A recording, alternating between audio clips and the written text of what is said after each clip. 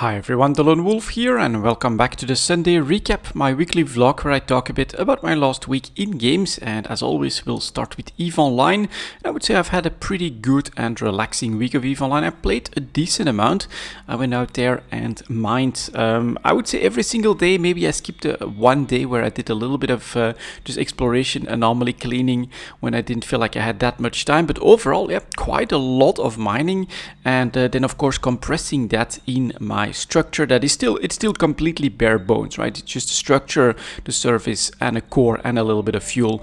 That is it, but it gives you that compression which is very handy then of course to start to move your ore into trade hubs, and it gives you a nice premium on everything that you mine. It did go down though, as minerals are going down. Interest at the moment is definitely down and demand is down for the rawest of the raw materials, and as a result we are losing a little bit on that compression premium. It was like close to 50% when I got started, and now I would say it's probably 30 to 40% markup. Yeah, let's say 30%. I think that's fair markup when you compress the ores. So it's still a nice benefit. It's just not as much as when people were still apparently scrambling for minerals and for being able to transport minerals. But I would say also takes the system a little bit of time, of course, to actually get the average prices down when we get a downturn as well. That's not immediate. So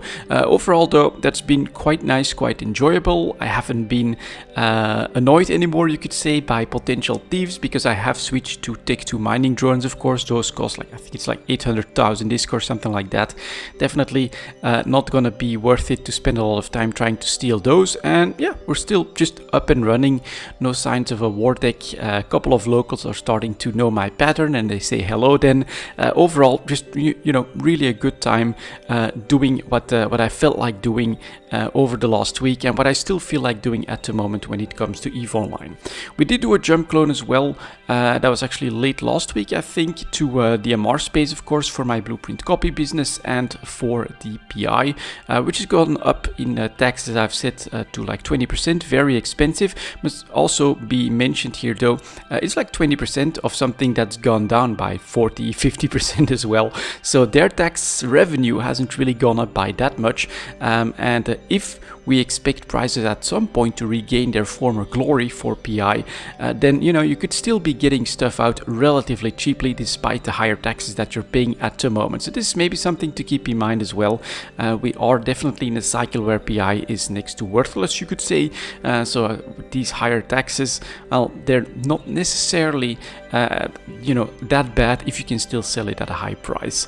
And then the blueprint copies, we're still doing okay. I haven't really kept close track on how many contracts have been sold, but I saw ticks quite often all of a sudden in the wallet when people came across my contracts and started buying them. I do think we're down a little bit just because of course production is recovering from that big April rush which we have seen there. So that's mostly what I've been doing. I have not really been interacting with the 18 years event.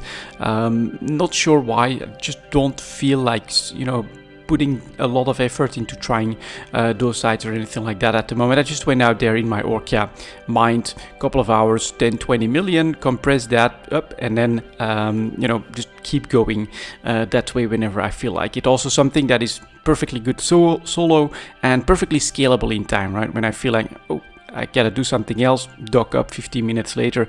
That's not a problem. When you commit to some of the other stuff, it tends to take a little bit more time. So overall, very happy with that choice. I'm just enjoying my time building up once again in EVE Online. And I've also started a couple of trades at this point. So we saw in EVE Talk, in my opinion, that the Hound Stealth Bomber is in a pretty good spot.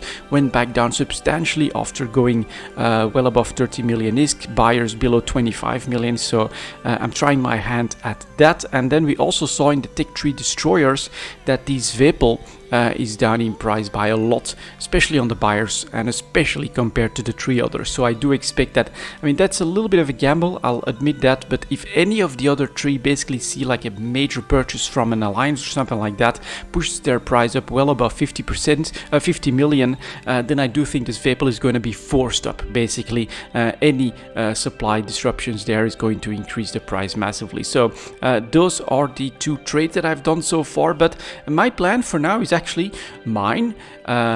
Bring the compressed ores into the trade hub so that I've got stuff ready for when minerals might make a little bit of a comeback. I do think at some point they may, and then when I'm there, try my hand at a couple of trades. At the moment we're of course trying to buy cheap, and then once we've got the stuff, hopefully we'll try to sell high. It's gonna be pretty interesting. It's a playstyle that honestly I've never combined, that we have always been exploring, then bringing exploration loot out, and then doing a little bit of side trading there. Now I'll be a little bit more sedentary, you could say. I'm really just mining and bringing compressed ores, and then I'll try to increase my focus a little bit, I think, on getting some trades done as well in EVE Online. So that's the plan there. Of course, also CC, you know, I do think that there's a chance we'll see like a mass test and things like that for the new modules as well.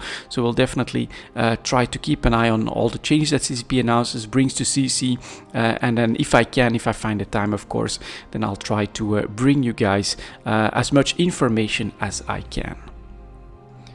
And for the second game, it's a little bit more Path of Exile. I honestly thought I was done with the league, but then I was inspired to give something that I tried before another go, and that is the Raider with Righteous Fire. So obviously not the easiest easiest class to choose to get a lot of regen, but once it's going, right, the Raider has this advantage that it can just get you know, a couple of ascendancies that give it movement speed. You can't be interrupted, or basically you can't be bumped, pushed back by mobs anymore, so you get constant elusiveness. You also have very nice chance to not get hit by spells and attacks, so that was basically the plan, again, to get this like ghost-like figure that would just run through everything with that massive fiery aura that would destroy everything on its path. Now I really focused on the regen first, so my HP pool is not that high, and thus my damage is not that high, but what's different is that I put the Righteous Fire on a 4 link,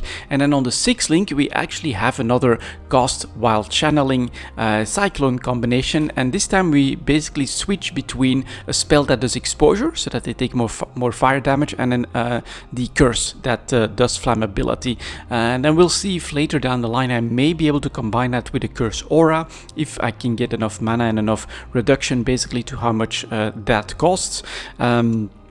And then we could try to do something else in the 6 link. So we still have a lot of options on this build, and so far it's been, I must say, quite a challenge. I did die quite a lot because of you know, how weak you get at some points. Bleeds have been a little bit of a problem as well. You don't get hit that often, but when you do, you're constantly in motion, and you just, you know, see your HP go down quite a lot. But it was satisfying to try this build once again. I think I can get this guy up into the map, but then we won't be pushing that any further. You're really better off with a couple of the other ascendancies and other classes that you know, have more innate regen.